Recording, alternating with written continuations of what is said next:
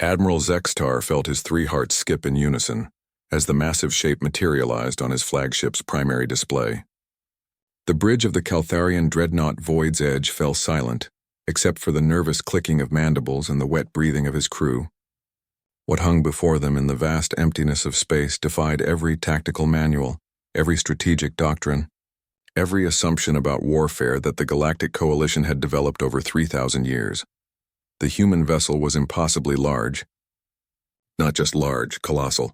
The Void's Edge, pride of the Caltharian fleet and terror of a dozen star systems, measured nearly 2 kilometers from bow to stern. This human monstrosity dwarfed it completely. Initial scans suggested a length of over 8 kilometers, with a beam that could house entire cities. Its hull was a dark matte gray that seemed to absorb light rather than reflect it, giving the ship an ominous predatory appearance. "Sir," whispered Communications Officer Yilmoth, her voice barely audible above the bridge's environmental systems. "The other ships in our battle group are requesting orders. They're terrified." Zextar could hardly blame them. The Coalition fleet numbered 47 vessels, including 6 dreadnoughts, 12 battlecruisers, and a full complement of support ships. They had been sent to this remote system on the edge of human space to deliver an ultimatum: surrender unconditionally, or face the full might of the Coalition military. Humanity had been expanding too rapidly, colonizing worlds too quickly, and their aggressive territorial claims threatened the delicate balance of power that had kept the galaxy stable for millennia. The plan had been simple. Overwhelming force would demonstrate Coalition superiority. Humanity, a relatively young species that had only achieved faster-than-light travel 200 years ago, would capitulate immediately when faced with such massive firepower. The humans would be brought into the Coalition as a client species, their expansion controlled and regulated by their betters. But now, staring at this impossible vessel, Zextar realized that every intelligence report, every analysis, every assumption about human military capability had been catastrophically wrong. "Tactical analysis," he ordered, his voice steady despite the fear gnawing at his chest. Chief Tactical Officer Krendal worked frantically at his console, his forearms moving in complex patterns across multiple displays. "Sir, I'm reading energy signatures unlike anything in our databases.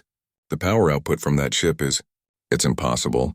The readings suggest they're generating more energy than our entire fleet combined. Weapon systems, unknown configurations. I'm detecting what appear to be particle beam arrays, but the power levels are beyond our measurement capabilities. There are also structures that don't match any known weapon type. And sir," Krendal paused, his voice dropping to a whisper, "I'm reading what appears to be a defensive grid that could theoretically deflect anything we can throw at." Zextar's primary eyes focused on the image while his secondary eyes monitored his crew's reactions. Fear was spreading through the bridge like a disease. These were seasoned warriors, veterans of dozens of campaigns, and they were looking at this human ship with the same expression he'd seen on the faces of prey animals just before predators struck. "Any response to our hails?" he asked. "Nothing, sir. Complete radio silence. But sir, there's something else. Long-range sensors are detecting movement from deeper in the system. It appears there are more ships approaching." The main display shifted, showing tactical overlays of the entire star system. Zextar felt his blood turn cold as dozens of new contacts appeared on the screen. Not as large as the first vessel, but each one still massive by Coalition standards. They were moving in perfect formation, their approach vectors calculated with mathematical precision. "How many?" he whispered. 12 more capital ships, sir.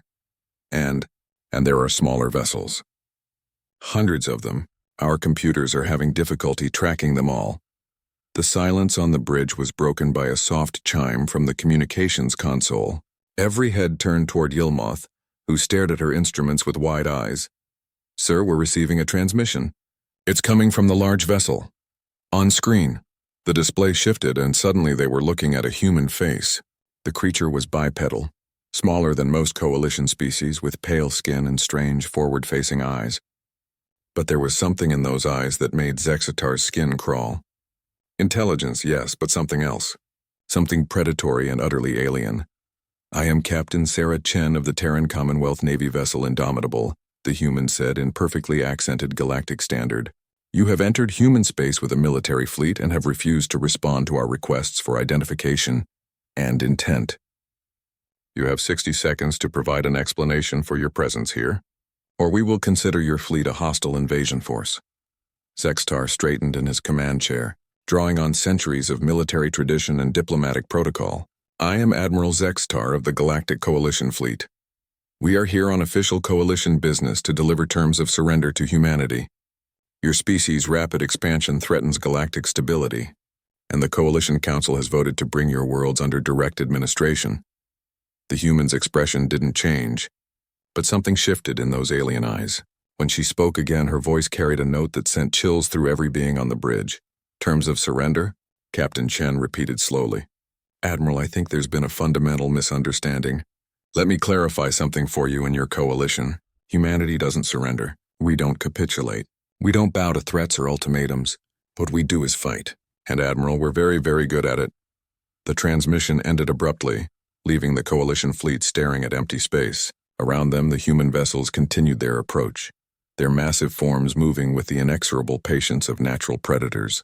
Zextar realized that in his 3 centuries of military service he had never felt fear like this.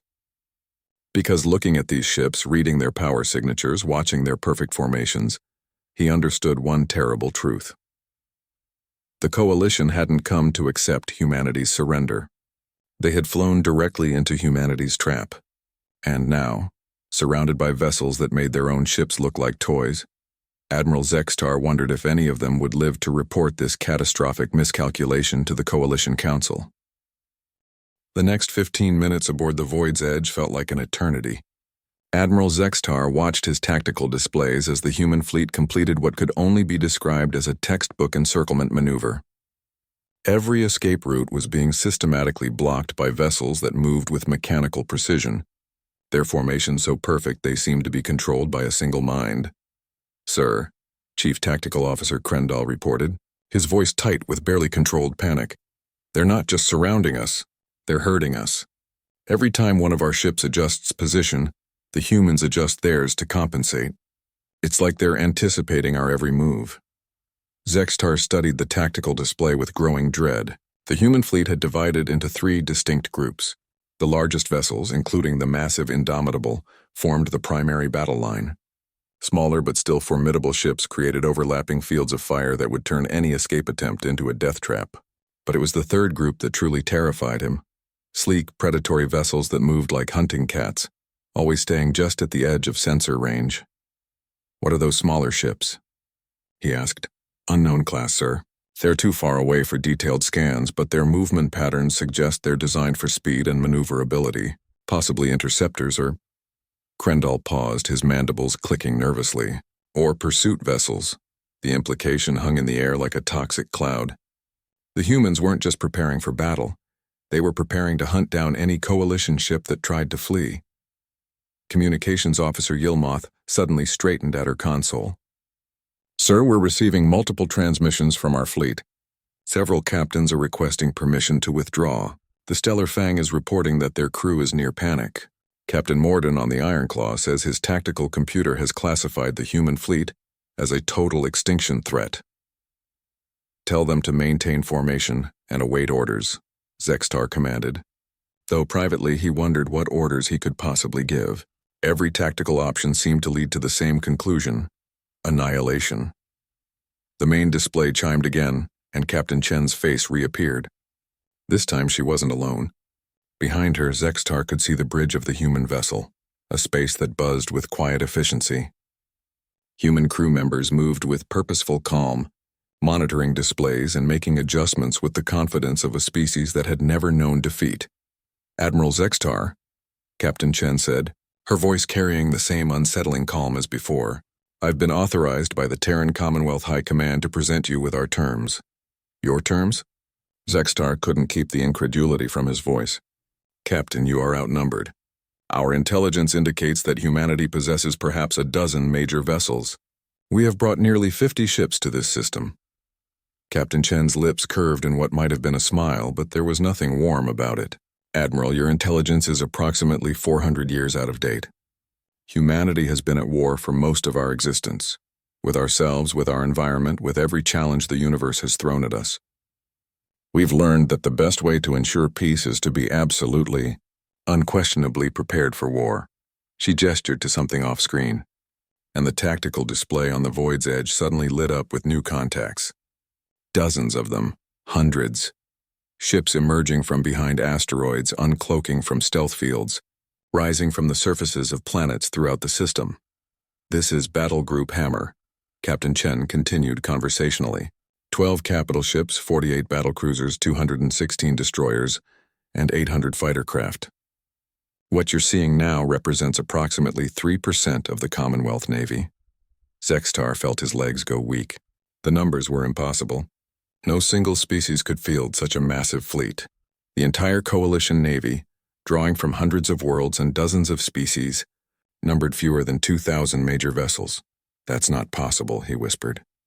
"Admiral, when humans face an existential threat, we respond with what we call total war. Every resource, every factory, every shipyard becomes dedicated to military production. We've been watching your coalition for decades. We've seen how you absorb species, how you eliminate those who won't submit.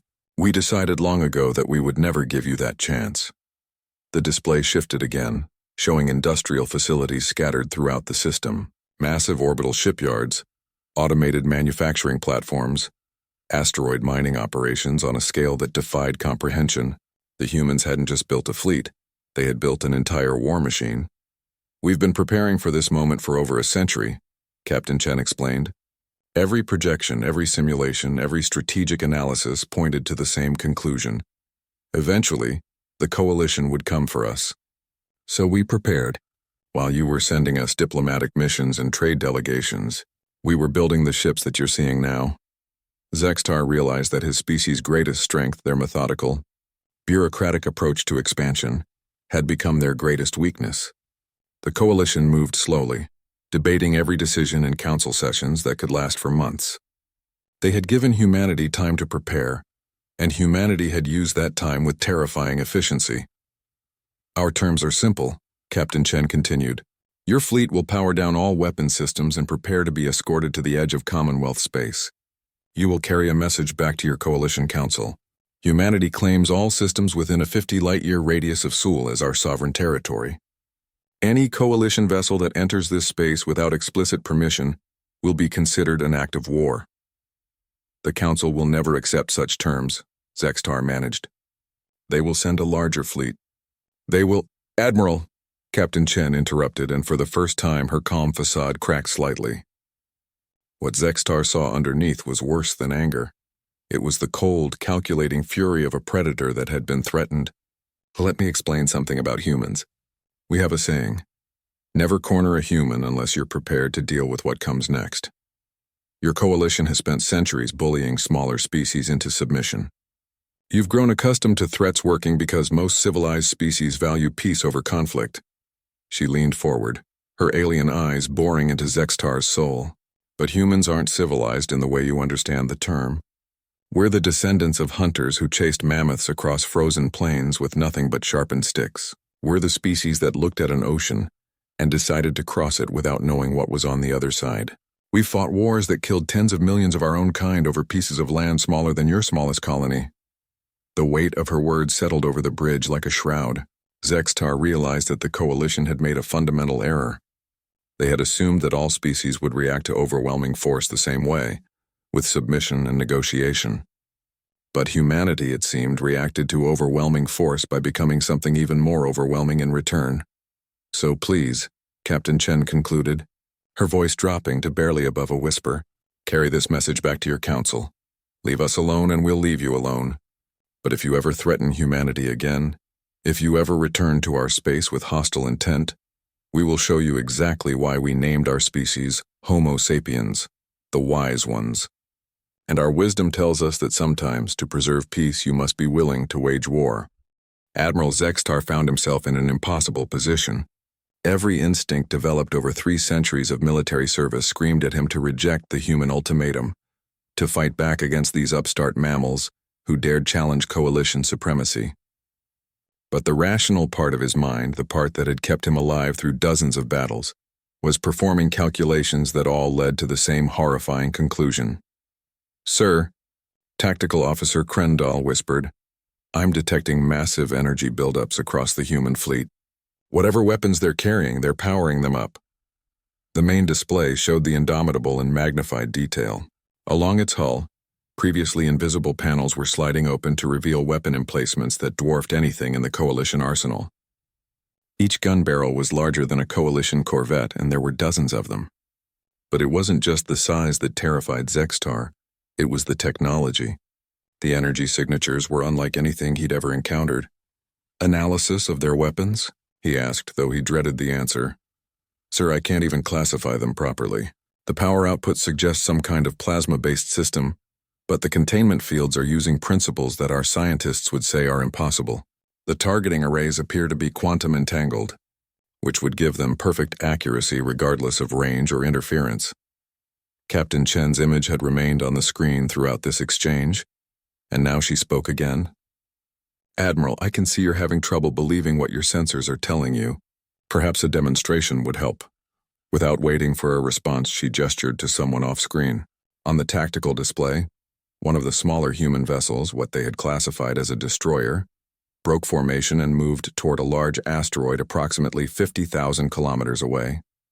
The asteroid was roughly the size of a Coalition frigate, a substantial chunk of rock and metal that had been orbiting this system for millions of years. "The Sword of Terra will provide a demonstration of our secondary armament," Captain Chen announced with the same casual tone one might use to discuss the weather. "Please observe. The human destroyer fired a single shot. There was no visible beam, no missile trail, no indication that anything had happened at all. But on the tactical display, the asteroid simply ceased to exist. One moment it was there, a solid mass of rock and metal, and the next moment there was nothing but scattered particles too small for sensors to track." The bridge of the void's edge fell into absolute silence. Zextar stared at the empty space where the asteroid had been, his mind struggling to process what he had just witnessed. The amount of energy required to completely vaporize an object that size would normally require the combined firepower of an entire battle group, firing continuously for several minutes. "How?" he whispered. "Singularity cannon," Captain Chen replied matter-of-factly. "We create a micro-black hole, contain it in a magnetic field, and project it at the target. The gravitational forces tear apart matter at the atomic level. That was fired by our smallest combat vessel, using approximately 0.01% of its total firepower." Krendal made a sound that might have been a whimper. "Sir?" If that was their smallest ship using minimal power, Zextar didn't need him to finish the calculation. If the human destroyer could obliterate an asteroid with a fraction of its capability, what could their capital ships do? What could that massive Indomitable do if it fired its main batteries? "Now," Captain Chen continued, "let me address what I know you're thinking. You're wondering if your Coalition fleet could overwhelm us through sheer numbers. You're thinking that even with superior technology, we can't possibly match the firepower of 47 vessels." She was right, of course. Despite everything he'd seen, part of Zextar's mind was still calculating battle scenarios, looking for weaknesses, searching for any tactical advantage that might let his fleet escape this nightmare. "The answer," Captain Chen said, "is that you're thinking in terms of conventional warfare. Line of battle, broadside exchanges, wars of attrition, but humans don't fight conventionally. We fight to win, regardless of the cost or the methods required." The tactical display shifted again, showing a different view of the human fleet. But now Zextar could see something that made his blood freeze. The space between the human ships wasn't empty. It was filled with a barely visible network of some kind. Thin lines of energy connecting vessel to vessel. "Quantum field generators," Captain Chen explained. "Every ship in our fleet is connected through quantum entanglement fields. We don't fight as individual vessels. We fight as a single organism. Our targeting data is shared instantaneously across the entire fleet. Our defensive systems overlap and reinforce each other. Our power grids are interconnected, allowing smaller ships to draw energy from larger ones if needed." The implications were staggering. A conventional fleet was limited by the reaction time of individual commanders, by communication delays, by the need to coordinate between separate vessels. But if the humans had truly created a fleet-wide consciousness, they would have reaction times measured in nanoseconds and perfect coordination between every ship. And of course, Captain Chen added with that same terrifying calm. There's the matter of our defensive capabilities. As if summoned by her words, several coalition scout ships that had been probing the edges of the human formation suddenly opened fire. Zextar hadn't ordered the attack. It must have been a panic response from one of his more nervous captains. Plasma bolts and particle beams lanced out toward the nearest human vessels. The human ships didn't even attempt to evade. Instead, shimmering barriers appeared around them, energy fields that absorbed the coalition weapons fire without so much as a flicker. The attacks that should have crippled or destroyed the human vessels were simply ignored. Adaptive shielding, Captain Chen explained, as the futile bombardment continued. Our defensive grids analyze incoming fire and adjust their frequency harmonics in real time. Your weapons can't hurt us because our shields adapt faster than you can retarget. The coalition scouts ceased fire, their weapons exhausted and their crews no doubt staring in horror at the complete ineffectiveness of their assault. Zextar felt something inside him break. Not just his confidence in coalition superiority, but his entire understanding of how warfare worked. "Admiral," Captain Chen said, and now there was something that might have been pity in her voice. "Your species has ruled the galaxy for thousands of years, through a combination of superior numbers and technological advantage. You've never faced an enemy that matched you in either category, let alone one that exceeded you in both. You've grown soft, bureaucratic, complacent," she gestured to the fleet around her. "But humans have never had that luxury. We've always been outnumbered, always faced superior foes, always had to fight for our survival. It's made us creative, adaptive, ruthless when necessary." The display showed a close-up of Captain Chen's face, and in her eyes Zextar saw something that chilled him to his core. It wasn't hatred or anger. It was the calm, professional assessment of a predator that had cornered its prey and was now deciding whether to kill it or let it go. "So here's what's going to happen," she continued. "You're going to power down your weapons, accept our escort to the edge of Commonwealth space, and deliver our message to your Coalition Council. You're going to tell them exactly what you've seen here today, and you're going to make sure they understand that humanity is not interested in joining their galactic order." Zextar realized that he was no longer thinking like a military commander. He was thinking like a survivor, and his survival instincts were screaming at him to accept whatever terms would get his people out of this system alive. The journey to the edge of Commonwealth space took 18 hours, and they were the longest 18 hours of Admiral Zextar's life. The human fleet had surrounded his ships in a formation that looked almost ceremonial, if ceremonies were designed to showcase overwhelming military superiority. Every coalition vessel was shadowed by at least 2 human ships, their quantum entanglement fields creating an invisible cage that would trigger instant annihilation for anyone foolish enough to attempt escape. But it wasn't the obvious threat that disturbed Zextar the most. It was the casual efficiency with which the humans managed the entire operation. They had designated specific corridors for the coalition fleet to follow, established communication protocols that anticipated every possible scenario, and created contingency plans that seemed to account for variables that hadn't even occurred to him. "Sir," Communications Officer Yilmoth reported quietly, "I'm monitoring human fleet communications. They're using encryption that our computers can't break, but the traffic patterns suggest they're treating this entire operation as routine." Routine. The word hit Zextar like a physical blow. The humans weren't treating this as a historic moment, the first contact between their species and the galaxy's dominant power. They were treating it like a standard patrol mission, something they had trained for and prepared for so thoroughly that it required no special attention. "Are you learning anything else from their communications?" he asked. "They're discussing logistics, sir. Fuel consumption, optimal routes, crew rotation schedules. One ship reported that their engineering department is using the transit time to conduct routine maintenance. Another is apparently using this as a training exercise for their junior officers." The implications were staggering. While Zextar's crew was barely maintaining discipline in the face of technologies that seemed impossible, the humans were treating this as an opportunity for on-the-job training. It spoke to a level of confidence and preparation that went beyond anything the Coalition had ever encountered. Chief Tactical Officer Krendall looked up from his console with an expression of barely controlled terror. "Sir, I've been analyzing the energy signatures from the human fleet during our transit. The power levels I'm reading, they're not even operating at full capacity, Based on the reactor signatures, I estimate they're running at maybe 30% of maximum output. 30%.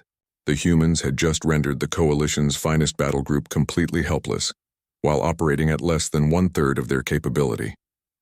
Zextar wondered what they could do if they actually tried. "Sir," Yilmoth interrupted, "we're receiving a transmission from the Indomitable. Captain Chen is requesting permission to come aboard." Zextar felt his heart skip again. The thought of a human setting foot on his ship filled him with an irrational dread that he couldn't quite explain. But refusing the request would be seen as either hostile or cowardly, neither of which would serve his mission. Permission granted. "Tell her she may use Docking Bay 7. 20 minutes later, Admiral Zextar stood in his ship's main conference room, waiting for humanity to walk through his door. He had chosen his finest dress uniform, assembled his senior staff, and even activated the ceremonial lighting that was traditionally reserved for visits by Coalition dignitaries. Some part of him felt the need to maintain dignity in the face of defeat.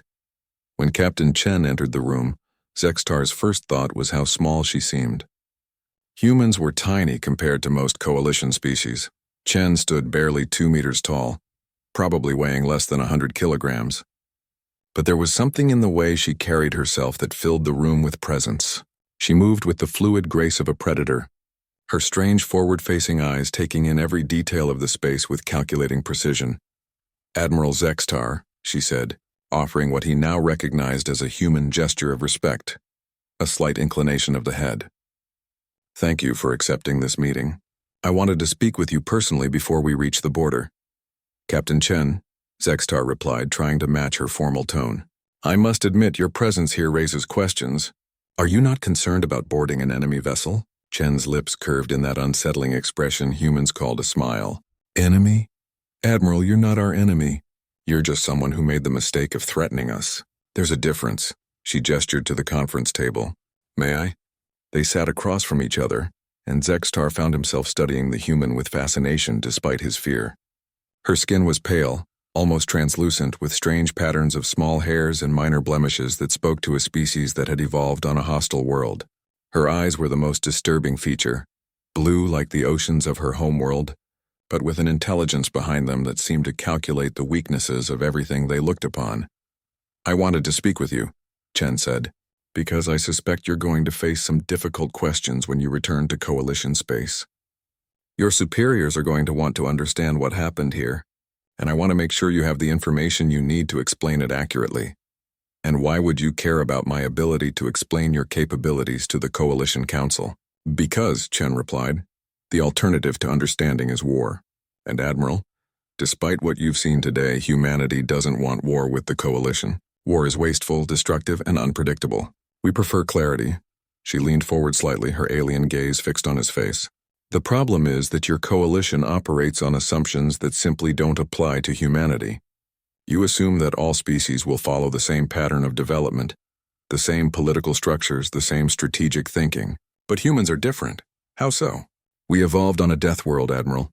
Everything on Earth was trying to kill us, the climate, the predators, the diseases, even the plants.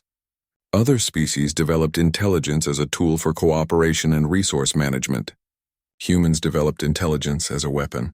Every advance in our civilization has been driven by the need to survive, to compete, to overcome obstacles that should have destroyed us."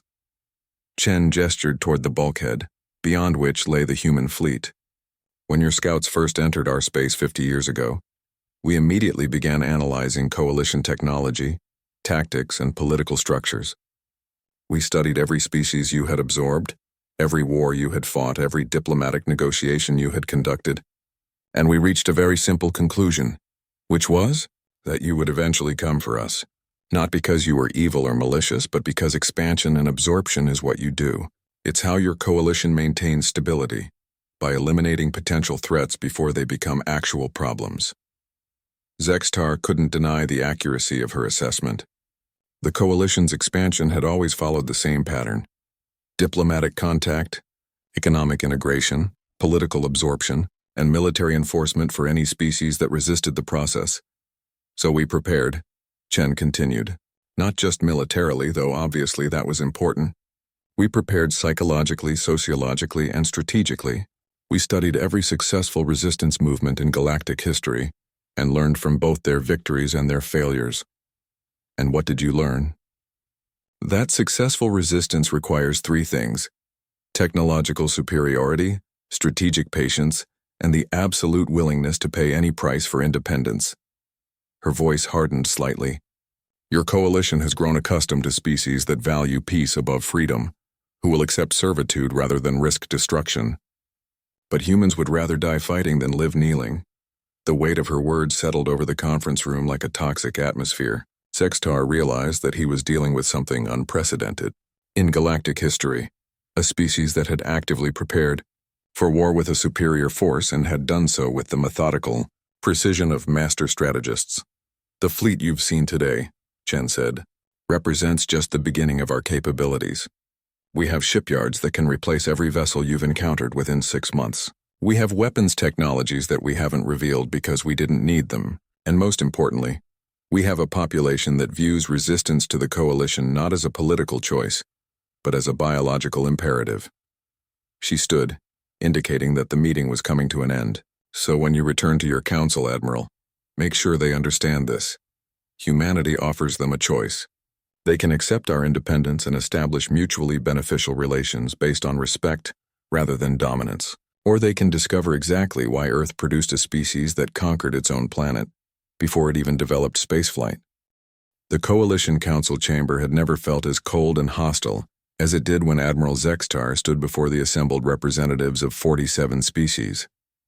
The great dome above him, decorated with symbols of unity and cooperation, seemed to mock the words he was about to speak. Around him, hundreds of eyes stared down from tiered seating, compound eyes, heat-sensing organs, electromagnetic sensors, and stranger things that defied easy classification.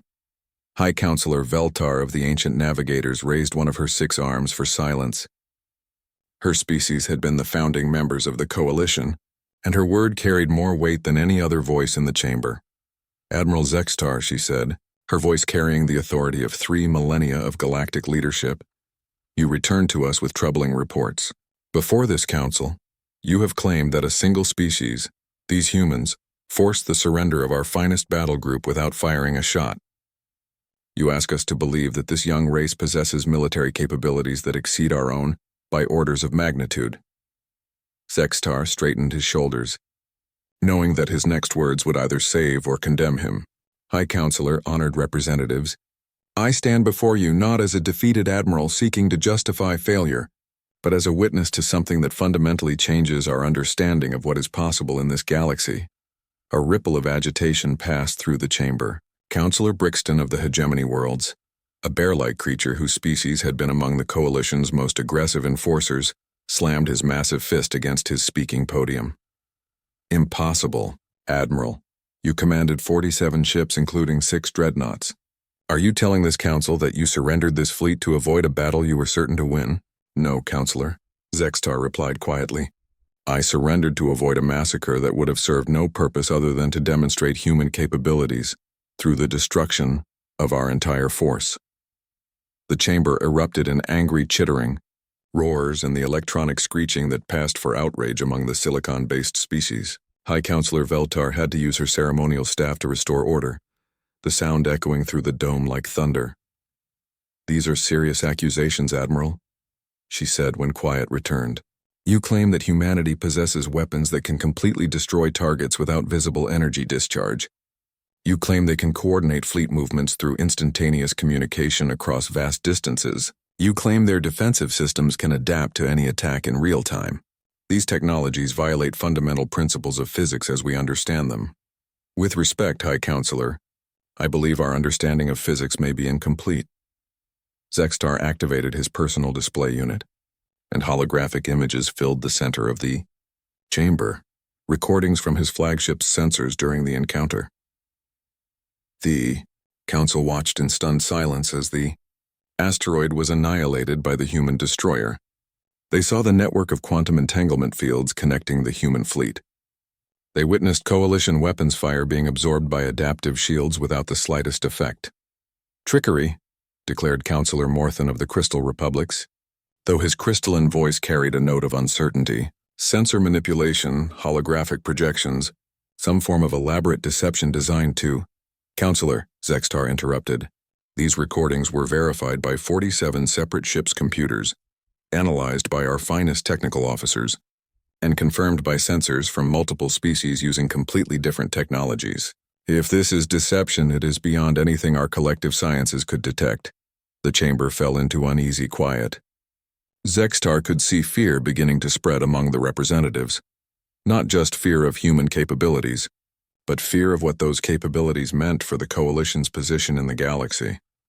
Even if we accept your reports as accurate, High Counselor Veltar said slowly, you ask us to believe that a single species has achieved in 2 centuries what our combined civilizations have failed to accomplish in 3 millennia. How is such advancement possible? Because, Zexatar replied, we have never faced a species like humanity. High Counselor, every species in this chamber achieved spaceflight through cooperation, resource sharing, and gradual technological development. Humanity achieved spaceflight while simultaneously conducting industrial-scale warfare among themselves. They reached their moon while testing weapons capable of destroying their entire civilization. He gestured to the recording still floating in the chamber's center. What we saw in that star system wasn't just military technology. It was the culmination of a species that has spent its entire existence preparing for war. They don't just build ships, they build ship-killing ships. They don't just develop weapons, they develop weapons designed to counter weapons they haven't even invented yet. Counselor Yexkin of the symbiotic clusters leaned forward, her parasitic partners writhing with agitation. Admiral, are you suggesting that humanity represents an existential threat to the Coalition? I'm suggesting that humanity represents something we've never encountered before, a species that has actively prepared for us. They studied our expansion patterns, analyzed our military doctrines, and developed countermeasures for tactics we considered unbeatable. The chamber erupted again, but this time the chaos was different. Instead of outrage, Zextar heard something he had never heard in the council chamber before. Panic. Representatives were shouting over each other, demanding immediate military action, calling for preemptive strikes, proposing diplomatic solutions that sounded more like surrender terms. High Counselor Veltar struck her staff against the floor repeatedly, but it took several minutes to restore order. When she spoke again, her voice carried a weight that made every being in the chamber fall silent. Admiral Zextar, you present us with an unprecedented situation. If your reports are accurate, humanity possesses the capability to threaten not just Coalition expansion, but Coalition survival. The question before this council is simple. What do we do about it? Zextar had been dreading this moment, but he had spent the entire journey back to Coalition space preparing for it. High Counselor, honored representatives, I believe we have 3 options. First, we can launch a massive military campaign against humanity, committing the entirety of our fleet to their destruction. And the likelihood of success? Based on what I witnessed, I estimate our chances of victory at less than 5%. And even if we somehow succeeded, the cost would be the effective end of the Coalition as a military power. We would lose between 60 and 80% of our fleet, leaving us vulnerable to every other threat in the galaxy. A shudder passed through the chamber. The Coalition faced numerous challenges along its borders: aggressive species, territorial disputes, resource conflicts. Without military supremacy, the carefully balanced political structure that held 47 species together would collapse within a generation. Our second option, Zextar continued, is to attempt political absorption through traditional means: economic pressure, diplomatic isolation, support for human factions willing to cooperate with Coalition interests. And the likelihood of success for this approach? Essentially zero. High Counselor, humanity has been preparing for exactly this scenario for decades. They have achieved complete economic independence, eliminated political factions that might collaborate with external powers, and created a governmental structure specifically designed to resist Coalition integration techniques. The silence that followed was deafening. Representatives who had spent centuries secure in their species' superiority were confronting the possibility that they had encountered something they couldn't defeat, couldn't intimidate, and couldn't absorb. And our third option? High Counselor Veltar asked, though her voice suggested she already knew the answer. We accept humanity's terms. We recognize their sovereignty over their claimed territory, establish formal diplomatic relations, and attempt to coexist with a species that is fundamentally different from anything we've encountered before. The word coexist hung in the air like a weapon. For 3,000 years, the Coalition had never coexisted with anyone. They had absorbed, dominated, controlled, and directed. The concept of sharing the galaxy with an equal power was so alien that many representatives seemed unable to even process it. "Admiral," High Counselor Veltar said finally, "you are asking this council to abandon everything that has made the Coalition successful. You are asking us to accept limitations on our expansion, restrictions on our authority, and the existence of a species that refuses to acknowledge our supremacy." "No, High Counselor," Zextar replied. "I'm asking this council to survive." The debate that followed Admiral Zextar's testimony lasted for 14 hours, with representatives taking turns to voice their outrage, disbelief, and fear. By the time High Counselor Veltar called for a recess, 3 different species had threatened to withdraw from the Coalition rather than accept limitations on expansion, while 4 others had proposed immediate mobilization of the entire Coalition fleet for a decisive strike against humanity. During the recess, Zextar found himself approached by Counselor Welthara of the Peaceful Merchants, one of the few species that had joined the Coalition voluntarily rather than through conquest or absorption. Her people were renowned for their diplomatic skills and their ability to find profitable solutions to seemingly impossible problems. "Admiral," she said, her translator rendering her musical language into standard Coalition speech, "I have been analyzing the recordings you presented to the Council. There is something I don't understand." "What troubles you, Counselor?" "The human captain, Chen. She could have destroyed your entire fleet without warning. Based on the weapon demonstration you showed us, her ships could have eliminated your battle group before you even knew they were there." "Why didn't she?" Zextar had been wrestling with that same question since leaving human space. "I believe, Counselor, that it would have served no strategic purpose. Destroying our fleet would have told the Coalition nothing except that humanity was hostile. By demonstrating their capabilities and allowing us to return, they sent a much more complex message, which was that they are strong enough to destroy us, but wise enough to prefer alternatives." Counselor Welthara's species had 4 eyes, each capable of independent movement, and now all 4 focused on Zextar with intense interest. "You speak of them with respect, Admiral, even admiration. How can I not respect them? In a single encounter, they achieved something that has eluded the Coalition for millennia. They ended a conflict before it began, not through superior firepower, but through superior strategy. And yet," the Counselor said quietly, "many representatives seem to view your respect for human capabilities as a sign of weakness, even betrayal." Zextar looked around the chamber, watching clusters of representatives engaged in heated discussions. He could read their body language, their pheromone releases, their electromagnetic emanations. Fear was driving their decision-making process, and fear rarely led to wise choices. "Counselor, may I ask you something? In your species' history, when you encountered a rival merchant guild with superior capabilities, how did you respond?" "We studied their methods, learned from their innovations, and found ways to compete or cooperate that benefited both parties. And if you had instead chosen to attack them despite their superiority, we would have been destroyed, and deservedly so for our foolishness." When the council reconvened, Zextar could see that the recess had only hardened positions rather than fostering compromise. Counselor Brixton of the Hegemony Worlds immediately demanded recognition to speak.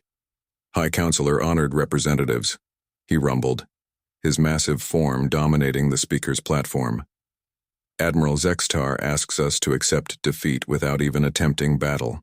He asks us to surrender our expansion rights, our territorial claims, and our authority based on the threats of a single species that may be engaged in elaborate deception."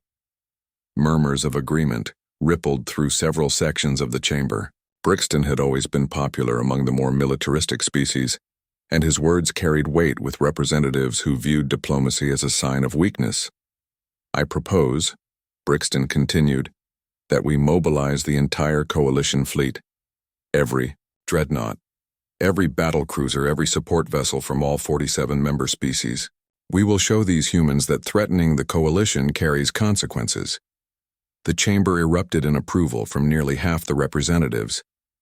But before High Counselor Veltar could respond, a new voice cut through the chaos, the electronic harmonics of Counselor Zixith of the machine consciousness. Counselor Brixton, the artificial being said, its voice carrying the cold logic of pure computation. This unit has completed probability analyses of the proposed military action. The likelihood of coalition victory in total war against humanity is 4.7%.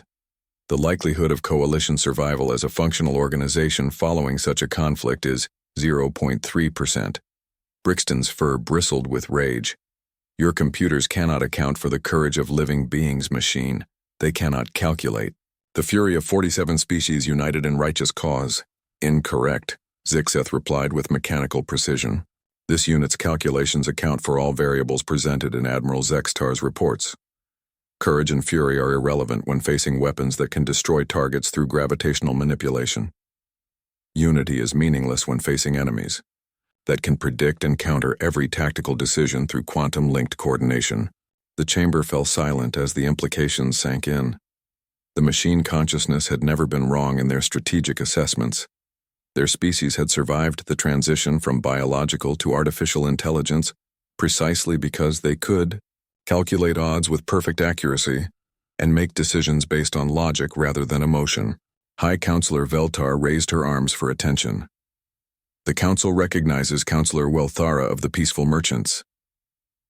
The diplomat moved to the speaker's platform with graceful confidence. Honored representatives, this debate has focused on military solutions and territorial concerns, but perhaps we are asking the wrong questions. Explain, Veltar commanded.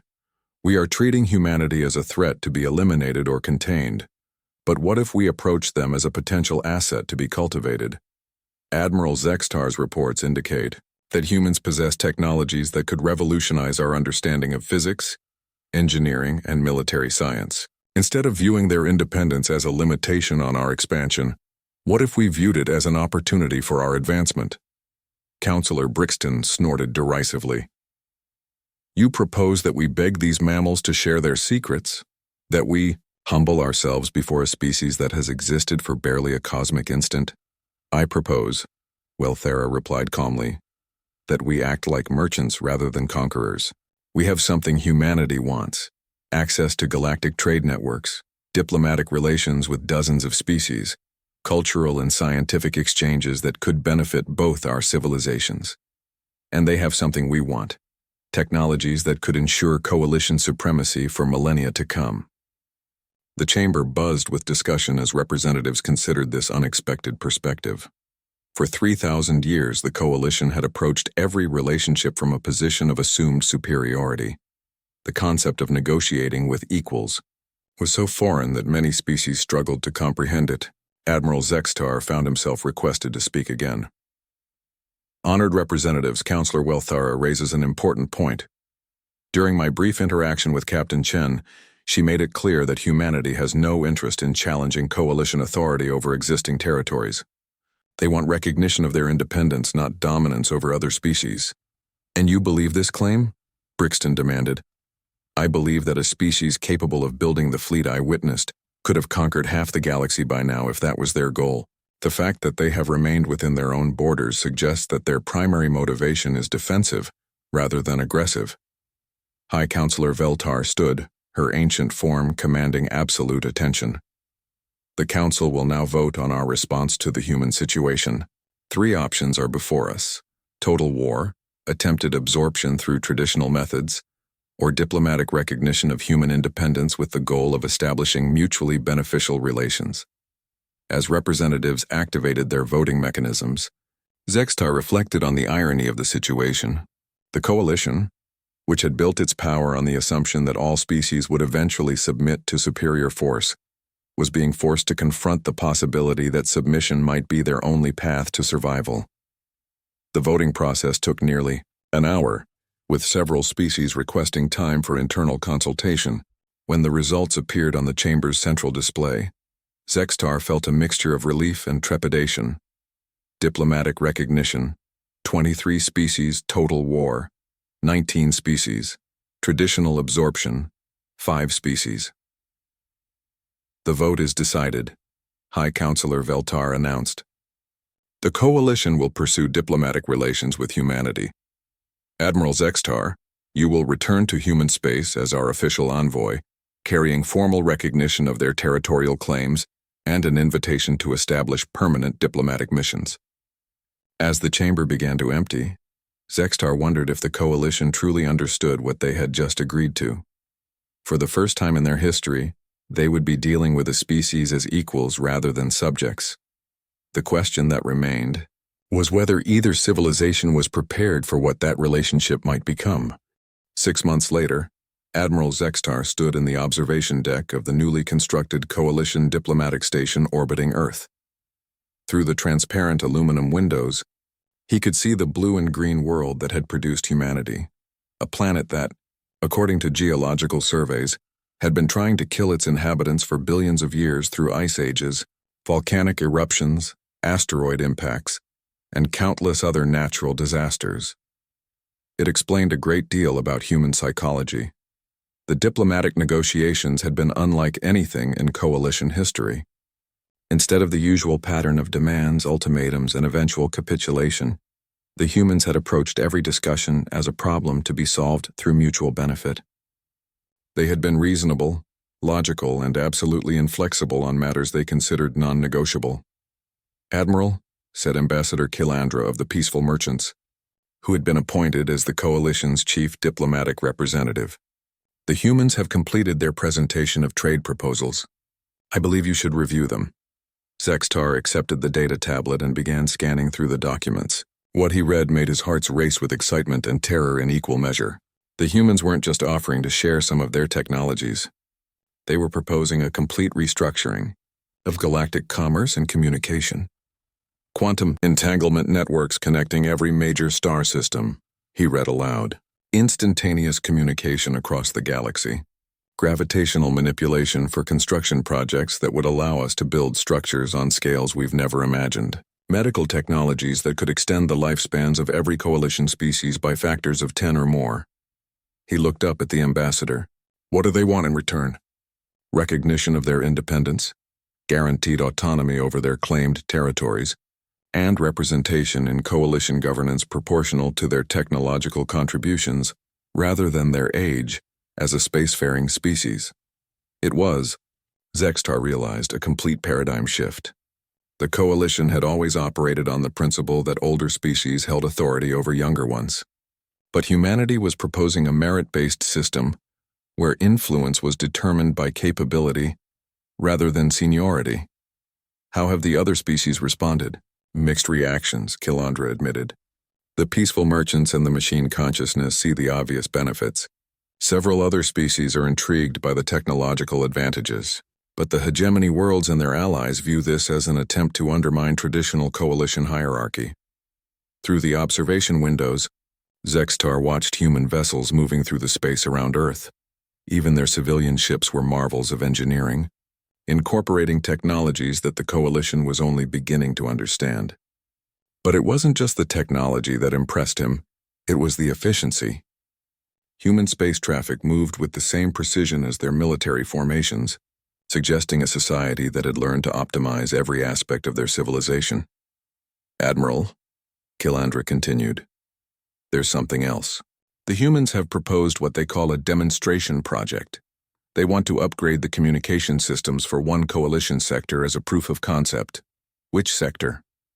The borderlands, the region that's been experiencing increased pirate activity and communication blackouts. Zextar understood immediately. The borderlands were coalition territory, but barely. Pirates, rogue states, and various criminal organizations had made the region nearly ungovernable through their ability to disrupt communication between coalition forces. If humanity could solve that problem, it's brilliant, he said quietly. They're not asking us to take their word for their capabilities. They're offering to prove them in a way that directly benefits the coalition. And if the project succeeds, it will demonstrate to every coalition species that human technology can solve problems that have plagued us for decades. A chime from the station's communication system interrupted their conversation. Admiral Zextar, Ambassador Kilandra, please report to Conference Room Alpha. Captain Chen has arrived for the final negotiation session. They made their way through the station's corridors, passing a mixture of coalition and human personnel working side by side. The cultural exchange had been fascinating to observe. Humans approached problems with a directness that many coalition species found refreshing, while coalition diplomatic protocols had helped humanity understand the complex political dynamics of galactic governance. Captain Chen was waiting in the conference room, but she wasn't alone.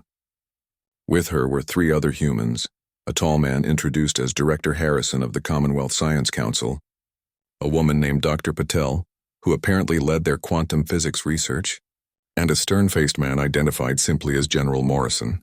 "Admiral, Ambassador," Captain Chen said, rising from her seat. "Thank you for your patience during these negotiations. I believe we're ready to finalize the terms of our alliance." "Alliance?" Zextar repeated, surprised by the terminology.